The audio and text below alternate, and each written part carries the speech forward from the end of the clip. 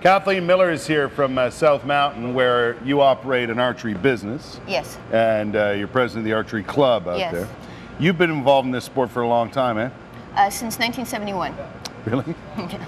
And you've actually, with the Paralympics just around the corner, you've coached Paralympians in this sport? Yes, I have. And in 2003, I was the national team coach, and we took the Paralympic coach? Yes, the Paralympic coach, Yeah. and we went to Madrid. Wow, cool. Yeah. It's an interesting sport, eh?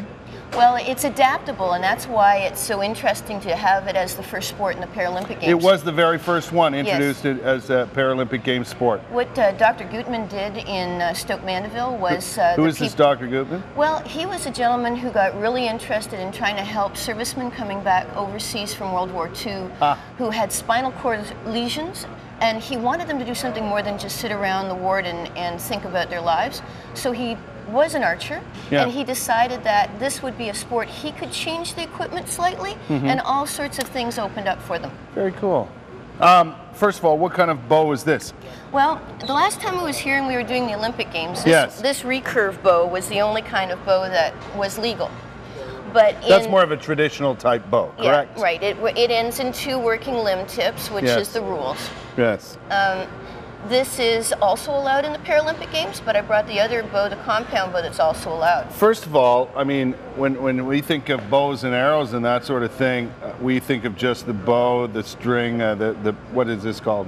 That's the string. Yeah, the string, and arrows. But there's all kinds of other equipment here, right? Well, this is a sight that's micro-adjustable.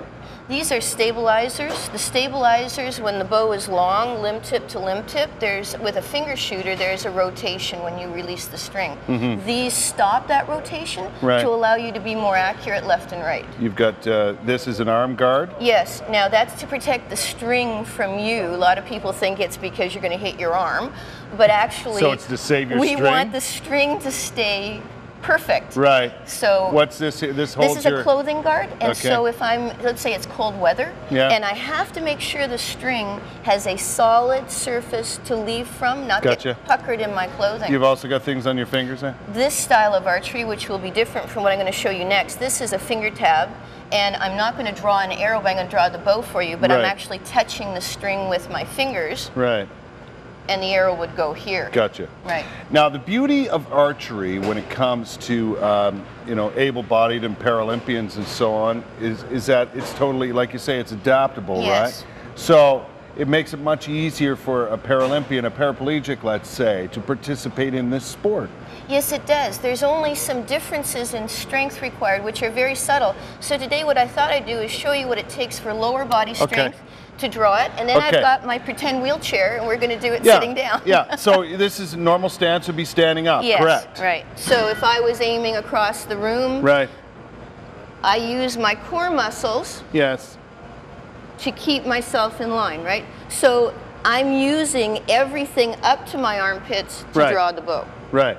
So from the bottom half of your body is active when it comes to archery, right? Absolutely. So now we're going to take that away. So you want a stable base, you want to use your core muscles. But a paraplegic with a lesion, depending on how high they are, they don't have that at all. Right, so now you need to sit down. Right, so we have our pretend wheelchair here.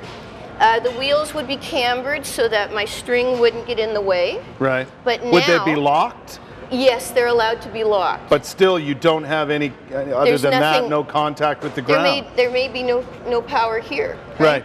So, and you're not allowed to have the chair too high that it helps you under your armpits. All sorts of rules, right? Right. So I'm going to pretend that by sitting up, not leaning on the back of the chair at all. Right.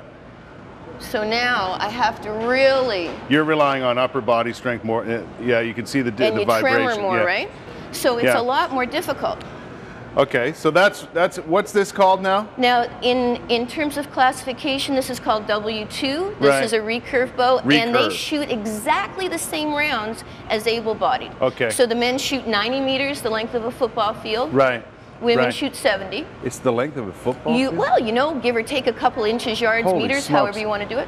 What's this one all about, Kathleen? Okay, this is a different bow altogether. Yep, and I have to kind of get changed here. So while I'm talking about it... so you adjust things. Yeah. Well, in this case, I'm not going to use my fingers. Now, When you have amputees, for instance, Yeah. who have no ability to use their hands, or they have limited ability to use their hands. Or in some cases, they don't have arms at all. Exactly. Right? Because isn't there one competitor who doesn't have arms? Yes, he uses his teeth. Yeah. Yeah. So you've got a wrist guard on there now, or? Well, this is a release aid. I'm not going to use my fingers to touch the string. Right. It just takes me a second to get dressed here. Let me ask you, while you're doing that, are there young people involved in archery around here? Like, is it a sport that's interesting to people? Oh, yes. Yeah? Yep. And what we have a lot right now is a whole bunch of young girls who think the Hunger Games are really cool. So it's opened up a whole new... Good point. a whole new demographic. The release of the movie on DVD this week and so on, I bet you see more interest from people, eh? Okay, so it's a shorter bow. That's a big advantage when you're in a wheelchair or you are an amputee and you've got to stand with a prosthesis. Scopes and levels and... Everything else looks about the same, but watch how the wheel rolls over and you'll see that it's storing energy and the limb tip doesn't move at all. So here's your peak weight, and then here I am back at my anchor position. Gotcha. So the same thing is true now if I have to sit down. I was using body core strength to pull it over into the valley and have it there. You saw the wheels turn over. Right. So now I'm going to make life really difficult for myself here. But this is what some Paralympians go through, right? All of them that have to do this, yeah. They've got to be able to pull that with only their upper body strength. And then what they will do is after they aim, they put their finger on that trigger, use their body, and it opens. And it lets go. Yeah. Super cool. Listen, thanks so much for coming in to see us again. It was really great. Nice, Thanks a lot. nice to talk to you, because it's one of those sports that garners a lot of interest around Olympic time and Paralympic time.